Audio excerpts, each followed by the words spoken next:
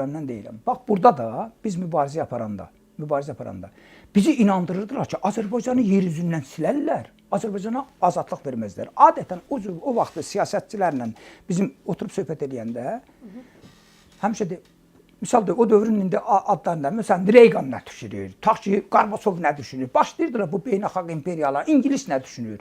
Deyirdim, bədbəxtlər, Amerika düşünür özü üçün, İngilis düşünür özü üçün.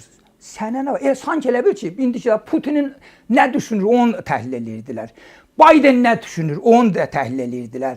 Nə bilim, Trump nə düşünür? Mən dedim, mən nə düşünürəm? Mənim üçün önəmli odur ki, mən nə düşünürəm? Sən nə düşünürsən? Mən nə düşünürəm?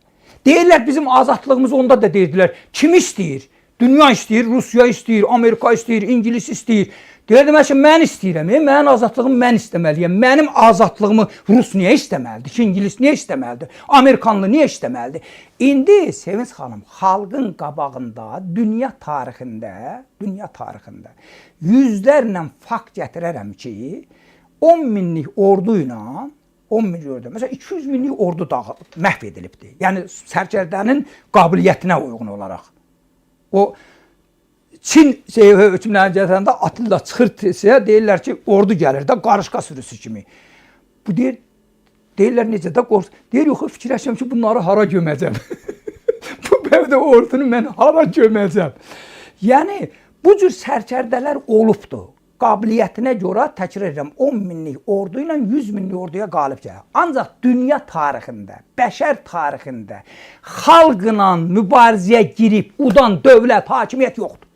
Xalqla savaşa Sovet imperiyasından İran güclüdür. 20 yanvarda da biz bu cəndə qətl elədilər. Nə nəticə oldu? Yəni, bu Sovet bugünkü vəziyyətdə əsas eləyirlər ki, eyni səviyyədə, bax, Sevinç xanım, mən niyə düşünürəm ki, həyat təcrübəm var, yaşamışam mən bunları. Bizə həmin 88-90-cı illərdə sübut eləmək istəyirdilər ki, biz müstəqil ola bilmərik, biz azad yaşaya bilmərik. Bunu qoymazlar, mümkün deyil. Eyni səviyyədə indi danışırlar ki, İran dağılmaz, İran qoymayacaqlar.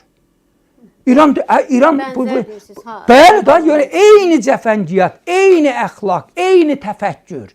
Mən millətin azadlığına, bir millət azadlıq ideyaları uğrunda silahlanırsa, vətəninə, millətinə sahib çıxırsa, dünyanın heç bir gücü onu məğlub edə bilməz. Heç bir gücü məğlub edə bilməz.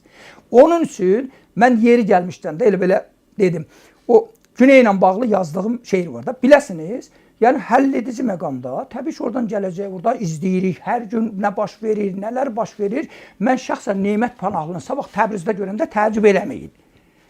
Və mütləq səviyyədə gedəcəm, ya vətənimi xilas eləyəcəm, ya öləcəm. Mən oturub vətənimin faciəsinə